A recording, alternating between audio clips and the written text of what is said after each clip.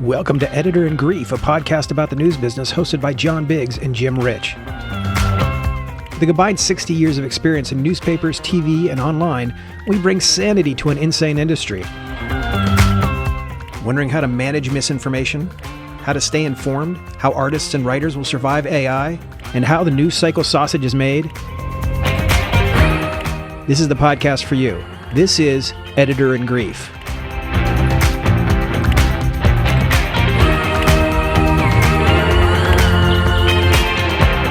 Welcome to Editor in Grief, a new show under the Keep Going umbrella. This is a pet project between my co-founder, I guess you would say, co-podder, Jim Rich here, and I. Welcome, Jim, and this is going to be an exciting moment for both of us, so we can just complain endlessly about the media and how it's how it's. I prefer co-griever myself, but that's fine. Co-griever. Okay, Yeah. so we're co-grievers, and then anybody who's like a fan of the show can be a griever as well. Yeah, we could do that. This is going to be a magical time. So this is something close to my heart. This is media. This is what I've been doing for 20 years. This is what you've been doing for 20 years, and we've been talking a lot about this for just over whiskeys, and it's important that anything that's said over whiskey get turned into a podcast. So I think this is what this is going to be. So why don't you tell the folks who you are, what you've been doing, and then we can get started. Sure, I'm Jim Rich, and I have actually, unfortunately or fortunately, been doing this for over 25 years. 25, which you don't want to put on your resume anymore, because that immediately gets you into one portion of the dividing line that you don't want to be on. But anyway, worked at a lot of different places. I was the editor-in-chief of Daily News, most notably a couple of times, the New York Daily News. Worked online, at a couple of outlets too.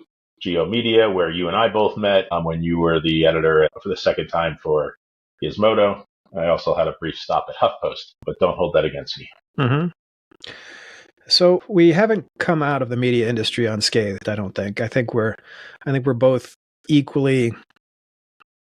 We both love the news, and I think that we're seeing what we're seeing right now is dangerous and frightening and saddening as well. Would you agree? Yes, at all counts. I think you summed it up perfectly. Yeah.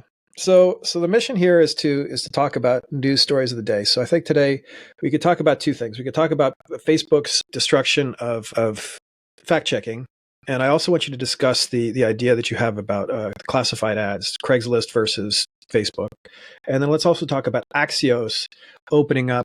I think it was 4 newsrooms paid for by ChatGPT, OpenAI folks, and get this. The newsroom gets to use ChatGPT to ask questions about the news, which I'm sure is going to end up perfect. It's going to work really, really well, especially since there's no fact checking involved as well. So this is all really looking up. So let's talk a little bit about this Facebook stuff. Essentially, Zuckerberg got on to everything, Instagram mostly, and said that they're shutting down the fact checking portion of Facebook, moving a lot of that staff from California to Austin, and to reduce bias, and essentially letting comments and sort of those little community notes that end up underneath Twitter that nobody reads, tweets that nobody reads, be the answer to that fact-checking problem. What do we think about this? I think that this is the mistake that media, when I say media, I hate that term, by the way. When I say media, I'm talking about journalists, not social media, not talking heads on Fox News or CNN, who aren't really actually they're partaking in something that's journalism adjacent, but they're not actually taking part in much journalism. So moving forward, when I use the word media, I'm talking about shoe leather, journalism, like not what we're doing right now, which is just correct. too old. Well, exactly. Although I will say this, we are approaching a closer version of journalism in what we're trying to do here than the other portions of the area that gets labeled as media. But this is what, maybe I'll just say journalists. This is what journalists do all the time. They fall for this trap. Facebook is not a journalistic company. They're not a journalism company. They're not interested in fact checking. And you say, oh, well, they should be, because look at the damage that misinformation is done, that's been disseminated across their platform, et cetera, and that's true. But as a society, and a government, we've decided that, well, that's okay because we're going to, because of Section 230, which is the only part of that original bill from the mid 90s that has survived somehow. I still don't understand to this day. They get let off the hook. They're not held responsible for claims or information that gets put onto their website because they're not a quote publisher like the New York Daily News was or the New York Times is considered. And so you can't have it both ways. So what do we want to do? We want to say, well, hey, you have to be, out of the goodness of your heart, Facebook and Mark Zuckerberg, responsible citizens of this democracy. And it's idiotic, even as I hear myself saying it, to think that that's realistic. But that's kind of how we have framed this now as quote journalists. And it's what we do every single time. We've done it with Google. We've done it with Twitter/X, and we do it with Facebook. So I wasn't upset by this. We used to have a running joke back in the old newsrooms, which is when something was obvious, we'd get a cute picture of a baby, and the headline for that would be in the newsroom, "Baby does job," because the babies are cute, So this to me falls under baby does job. Facebook is exactly what we know Facebook to be and what we allow them to be. So I think the other interesting thing is that Zuck came out. It was a Joe Rogan podcast, and you could see he was aggrieved by this idea. So he put up with all this DEI stuff. He put up with all this fact checking for most of the last decade. I mean, that was kind of the heyday of all this fact checking, of all the, hey, we have to be super inclusive, et cetera, et cetera.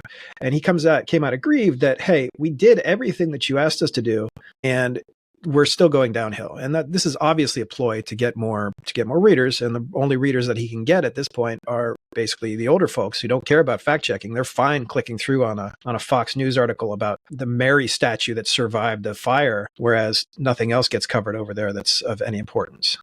Well, that was the second thing, which is actually important. So I'm burying the lead a little bit, which is, why are we giving Facebook the sort of credibility that it was given 10, 15 years ago, which, by the way, it shouldn't have been given then either. It is exactly what it is. It's not a news source. I know that people use it as in other social media platforms as news sources, but that's the problem. Not Facebook has its own issue. I haven't been on Facebook in 15 years. And so if you're still on it, you're really missing out. There's lots of great stuff on there.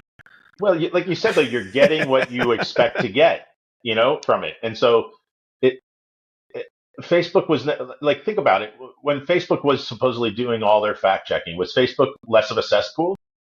I mean, probably a little bit, but not much. And when I say cesspool, I just it is, you're there to do a couple of specific things, and that's that. And so I say that we have to get rid of this notion, this illusion that somehow these platforms are quasi news platforms. That's the biggest problem that we have right now when it comes to the relationship between journalism and social media platforms, in my opinion. So that's an interesting point. So what you're saying is that something like a Twitter, something like a Facebook is not a broadcast news, not a broadcast channel. Presumably the broadcast channel is a finite resource. You have one newspaper, you have one website, you have one, channel 4 or whatever on your TV. And that's a finite resource. And the stuff you put on there has to be super good, or you lose that resource to a degree. You lose the subscribers. Whereas we're saying that Twitter and Facebook are just basically just hoses, and they're blasting stuff into our faces. But the unfortunate thing is I'm not picking up a newspaper anymore. I'm not turning on the TV for news by any stretch of the imagination. The only people who are doing that are obviously people who are stuck in the last 2 decades. So what's the answer? How do we distribute this? And I kind of know the answer because it's a Substack thing, but that's also sort of an infinite resource. Yeah, I don't. If I had the answer, you and I would be sitting someplace different right now. But the answer is definitely not, well, let's have more Facebook. Let's have more Twitter or X. Let's have more. I mean, look, I've got thoughts about Substack, and it's the lesser of all of those at this moment. But, if anybody thinks that taking a bunch of formerly gainfully employed and relatively good journalists and throw them into the Hunger Games pit of Substack and see what you get out of it, If you think that that's the answer, well, then again, we have deeper problems as a Mm-hmm. society. But this is where we are, and so you talk about how people aren't getting their information and their news from what were considered traditional outlets, unless they're old like you and I am, or God forbid, even older, if that's humanly possible. Yeah. Um, and but that doesn't mean so. Okay, so those outlets are still there, the sources are still there, but there are all these middlemen that have sort of inserted themselves between the recipient of the information and the producers of the information, and that is a structure that is still sound as far as information gathered in a responsible and credible way and then consumed. Okay, if you get rid of the middlemen. Now, how do we get rid of the middlemen? At this point, the genie, the horse, they're out of the bottle, the barn, they're all the other cliches. And how do we define the middleman? What do you see as the middleman?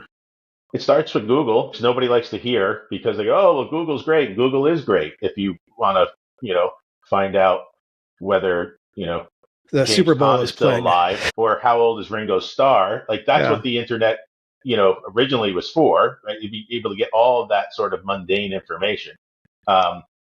Now it's also great to be able to say, oh, what did the New York Times have to say about X, Y, or Z?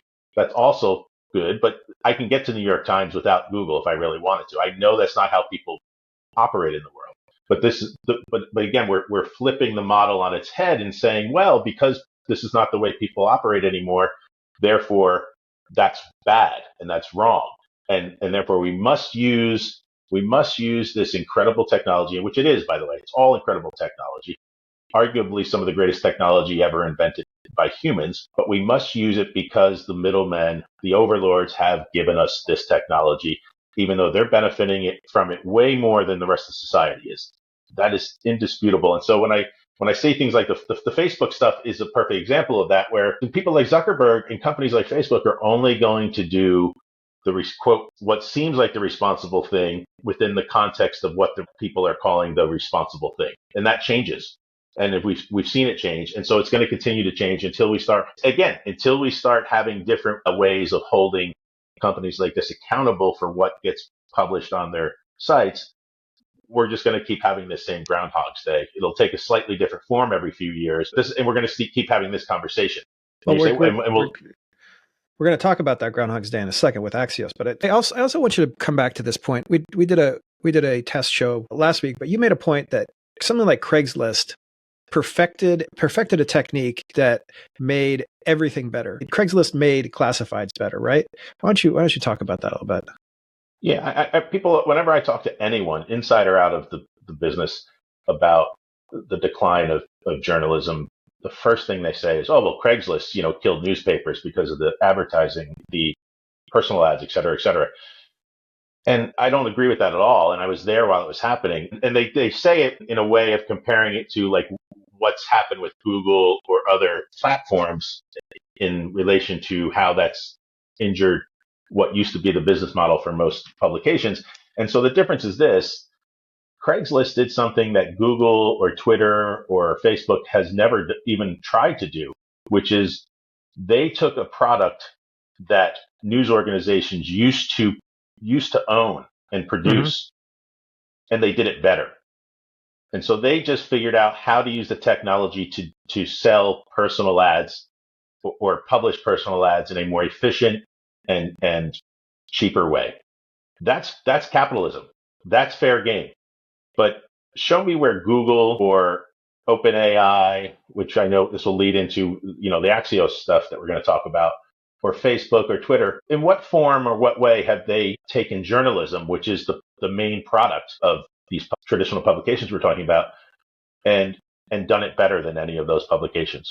When is Twitter or Google or Facebook ever given us a form of journalism that's replaced, similar to what Craigslist did with the personal ads? Well, again, I think I agree 100%, but I also think that there's that idea is distribution, right? That's that finite channel versus the infinite channel. We've been given infinite amount of content, and Twitter and Facebook are happy to take and take and take OpenAI is happy to take and take and take and never give back. That's the other big issue. I mean, Craig Newmark knows the error of his ways, and he's got a freaking journalism school. I don't even know that he knows the error of his ways per se, because I think that's putting. I think he didn't steal anything from anybody. Yeah. What you just said about Google, or whether it's now OpenAI or ChatGPT, the burgeoning field, they just take. They've stolen, essentially. They've stolen. I mean, we just put it bluntly. Craigslist never stole anything. They took an idea and they did it better. And I don't have a problem with that. When you were in the middle of the paper, did anybody say, "Hey, Craigslist is here. We better make it slightly easier to submit a classified ad"?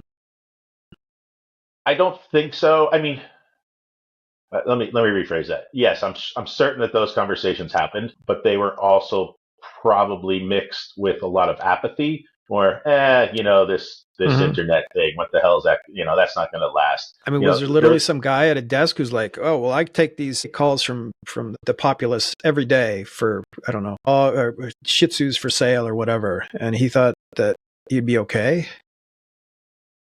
It's probably not that simple, because in the fog of the moment, again, looking back, none of these things happen in very defined ways like that. You wake up one day and suddenly it's gone, but it happens incrementally over a period of time. Look, I think at the end of the day, and I didn't work on that side of the fence, so I wasn't privy to as many of those conversations, but the mood, I think, was a little bit of, because remember, that wasn't the only fire that had to be put out at that time in the business. You had to get used to me, who was sitting there writing 26 posts a day for Gizmodo about technology when you guys had embargoes, you had all this other stuff, and I'm just like, Sony had a camera, we don't know if it's real or not, who cares, here's a picture of maybe what it looks like. And I was blowing up the norms probably faster than the current influencer crowd is doing.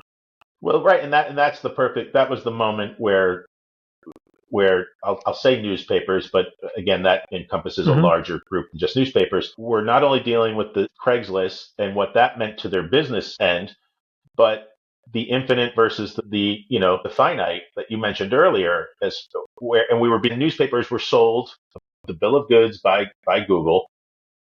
That finite, the infinite was better for them. When in fact we know that finite is the model when it comes to local news dissemination. Nobody's doom scrolling the local Gazette. They go, they get what they want from it, and then they go and they doom scroll on all these other platforms that we've been talking about. So that's actually really important. I don't think gets talked about enough, is that friction between the finite and the infinite when it comes to the production and the distribution and the flow of information and news information in our current and past world. I think that if local news or legitimate actual news is ever going to survive in a meaningful way, that we have to find our way back to the finite as opposed to the infinite. Because with the exceptions of like the Washington Post and the New York Times and the Atlantics and a handful of publications like that, the infinite is never going to be a successful business model for any of these other publications. Well, speaking of successful business models, let's talk about this Axios thing. So this is on Axios. For the first time, OpenAI is funding newsrooms as part of a publisher deal, and it's a 3-year deal. 3 years, which I'm sure is gonna end up well for everybody who gets hired at those places. They're gonna open Axios branches in Pittsburgh, Kansas City, Missouri, Boulder, Colorado, and Huntsville, Alabama. And ChatGPT will use Axios journalism to answer user queries with attributed summaries, quotes, and links to Axios stories. Axios can access OpenAI's technology to build its own AI products, processes, and systems, which sounds like a real treat for everybody. When you sent this over to me this morning, I just saw the headline, and I swear to God, for a split second, I thought it was an Onion article, because it's so laughable, and it's so like self-mocking unintentionally. And then I read the story, and it's what you would. It's again, baby does job. Yeah, it's an Axios story, so there's nothing there. It's just basically three But paragraphs. there's one really, really important paragraph in here, and it's pretty far down. It's talking about how, OpenAI offered anecdotal evidence about how some of their current investments with media companies are progressing. And then they use this as the example. A development hub within Hearst newspapers, for example, is using OpenAI technology to personalize local dining recommendations for the San Ah. Antonio Express News and the San Francisco Chronicle. Somebody call the Pulitzer board. Holy crap, really? Wow, if that doesn't scream local journalism, I don't know what does. So this is the crap that they're interested in. Local, yeah, I get it. Local dining recommendations, sure. Those are kind of useful if this were Yeah, 1997, yeah, I think this is because there's solved. this This thing is a called solved problem. Grubhub and Yelp. Yeah. There's all these other sites that are giving, like literally, why didn't they just give an example of how they've helped, personal ads? Mhm. This is such a stupid thing. And it's just like, how is anybody looking at this and thinking anything other than what you said, which is this can't possibly end well for anyone Mhm. except for the OpenAI. open AIs of the world. And this is exactly what Google did, 25 years ago. They used their Trojan horse to get in the door. They sold everybody a bill of goods. Oh, this is going to be great. This is going to be great. And then 20 years Pivot to later, video. nobody had a job anymore, and nobody had any information they could trust. Well, this So reminds me 100% of like the NFT days. You remember those days when everything yeah, was like you're going to get paid incremental pieces of like crypto for every news article you write and every click or whatever, and it's going to be an NFT and people can buy your articles and all this other stuff. I think there were a couple news organizations that actually jumped for that, and I think they're yes, gone now. yes. And the fact that they're cozying up with the biggest purveyors of stolen content on the planet is completely laughable. And also the fact that they're going to have four of these, what is it, Huntsville, Boulder, Pittsburgh, and Kansas City. It's like, what are they going to write out of there? Nothing. And they're going to hire 4 journalists that are going to get laid off in 3 years. If that. It's like big industrial companies that produce materials that give children cancer. Mhm. They donate Greenwashing.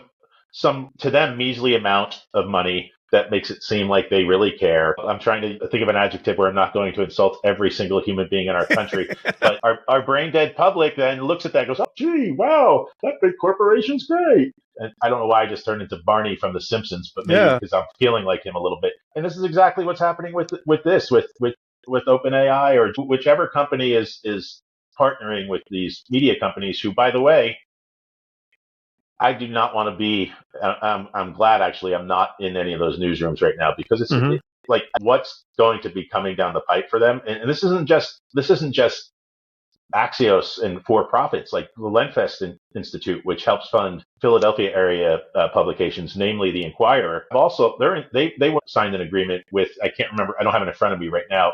Within the past couple of months, an agreement with one of these AI companies too, and I have to tell you that it gives me pause when, like, it's one thing for a commercial enterprise to be sort of going down this road. Um, the not for profits, the local not for profits who have, I think, a lot more to lose right now because they are balancing on the head of a needle, as far as getting by day to day. And you are literally letting the wolf into the hen house. Well, aside from whining on Substack, what can we do about this? Look, man, I am an extremist on this. You know this. I haven't been on any social media platform outside of LinkedIn, and that's really doing me a lot of good. Here I am with you. Yeah.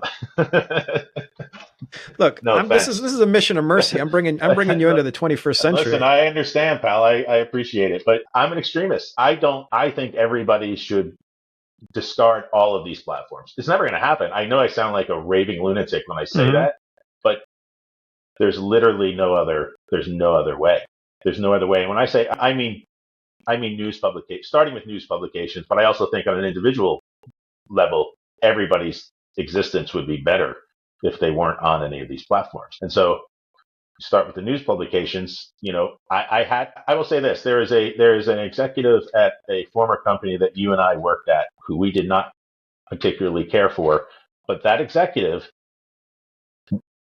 had talked about using Facebook for the publications that used to be owned by that company, and it's one of the few things I agree with that person on, because the return on what you're getting from those sites as a news publication is minimal to nothing. It's actually a net loss in many ways. So that's the starting point. Now everyone can pause and laugh at me for suggesting that, but again, I honestly don't see a route where news ecosystem can survive in a healthy manner simultaneously with the continued growth and expansion of either the social media platforms, which are just leeches, and now this new super leech that is being introduced known as AI. And we don't know where we don't know what lead for journalism or the world in general. And again, you and I have talked about this, and I need you to be the voice of technological reason because I will never be that. Is it a technology that could have untapped potential? Yes, but what for? We need to define what for.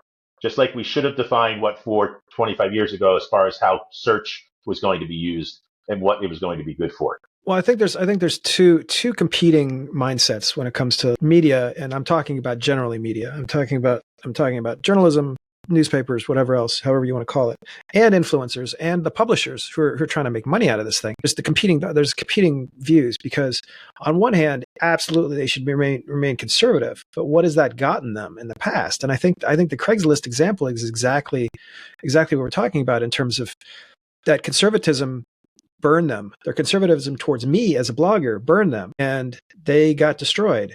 They figured some things out. They figured out SEO. Somebody told them how to do all these stupid things. The writers don't care. I was in an organization, Android Police or something like that. That's a cargo cult based entirely on the idea that if you perfect every aspect of your thing in terms of SEO and in terms of like image placement and all this other stuff, that you're going to get traffic, and it doesn't work.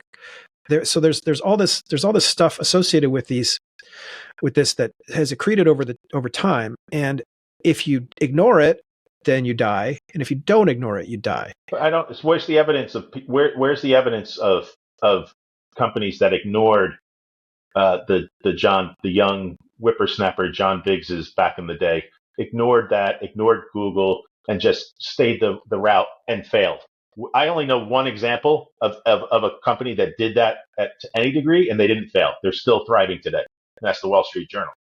They refused to go the route of search. They held fast to a hard paywall from the very beginning. Again, I'm speaking very broad generalities here. I know there will be other examples. That's news that you pay money to make money, right? So that's a very, very specific thing. That's a very specific type of news. But a lot of people don't understand that about the Journal. But I'll go backwards then and say, show me an example of a company that ignored the oncoming wave 25 years ago and then died. Because I've only seen the ones who went chasing the newfangled promise and then died. And that's unanimous. Almost. Yeah. So I get what you're saying, but like I argue that the mistake was, and I'll use the New York Daily News as a convenient example for all of these, that the New York Daily News in their moment of panic back when the ground was shifting underneath of them in the early to mid 2000s, shouldn't have gone chasing the model that you were executing at Gizmodo or TechCrunch or wherever all these other places were, because it wasn't a model that was going to be sustainable for the Daily News. And you've seen that across the entire country. You've seen that play out. The New York Daily News is, a shell of itself right now because of it, as is almost every major metropolitan news publication. So I don't go for that victim blaming stuff. I just don't. It's like, they all made choices that they being told were the only choices they had to make. Otherwise they would die. And so what happened? They made those choices. And you say, oh, well, they didn't do it right. Well, there is no right way. As you said, the SEO stuff is BS. It's all a fucking shell game, bro. And it's like, it always has been. And so like, go Google any topic right now. And a news topic, like Google this Axios story, and you will get like rewrites of the same, like all you get is the same thing. You just get this homogenized chunk of crap, that's like basically telling you the same information with similarly worded headlines because that's what Google tells you you're supposed to do. Well, interestingly enough, this is another thing we're going to talk about in the podcast. The first thing is Axios, obviously, which is their own thing. The second thing is an OpenAI press release. What's happening is these organizations, these big organizations, tech organizations, are making their own news places. So like Robinhood, for example, has the Sherwood, and they've hired a bunch of journalists, and that's going to end once they realize that that's on their budget. They're going to say, oh well, that we can maybe, I don't know, have 2 more lunches for free during the week. So why don't we just get rid of those guys? And that's another freaking scorpion situation. The highest actual news story is Engadget. They wrote something on it. I don't see anything, and literally all the other top stories are OpenAI, Axios, and Axios. Okay, so and maybe this one is a little too niche of a story, but if you Google Trump or you Google Biden, you'll just, or whatever the day's news is on those folks, you'll get just this clutter of people trying to emulate the guidelines that Google has set forth, and so. Why do you need all of those? Like the only entity that benefits from that is Google, because no matter what you click on, they're gaining, and the others are not. The people who aren't being clicked on. So why is the Engadget story the one at the top of that list? Again, I know this has a lot to do with your personal search history and all of that, but my point being, how is Engadget scooping Axios on their own story about Axios? And they're not. That's the point. That's the illusion that the Google search gives to people, is that, oh well, this one at the top of the list is the most important. Yeah, I mean, at this point, it might as well be random. It is right, exactly. Yeah. So that's been a chipper half hour. I feel like we could probably go longer on this, but I want to try to curtail it. Two older white men talking on a podcast is is usually seen as a negative if it goes too long. I have to take my afternoon nap, after I take my Geritol. So yeah, I gotta drink a scotch after this. This has been Editor in Grief. I'm here with my co-griever, Jim Rich. This is our first episode. I hope you enjoy it. This is going to be under the Keep Going podcast umbrella for a little while until it makes sense to pull it out into its own thing. But if you get a kick out of media, I think you'll get a kick out of the future episodes of this. We're going to bring on people, right? We can bring on some of our friends who have been laid off. Anybody who isn't been laid off doesn't want to do this kind of thing because they don't want to jinx it, right? Yeah, well, I don't know. I couldn't tell you. I'm not in that situation, but I would imagine. But well, yes, all you have to do is just ask some of your friends who are working right now for a job, and you'll see how quiet it can get. Exactly. It's a magical time for media. I'm John Biggs. I'm Jim Rich. And we'll see you next time on Editor in Grief.